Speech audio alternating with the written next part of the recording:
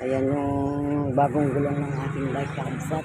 Pinapalitan ko ng 26 yung 27 kasi masyadong mataas. Yan. Nahihirapan ako pagka masyado ng mataas. Mahina na ang tuhod.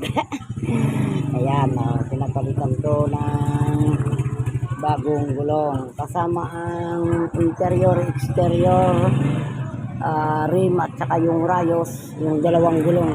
Bali 4,100 ang nagastos ko. Kasi takot na akong matumba ulit. Nung natumba ako, hindi ako nakalakad ng isang buwan, napilay ako. Buti na pagaling ako ng hilot. Ayan. Napalitan ko na. Ayan. Maliit na yung gulong kakabugat. Para kaya kong abutin.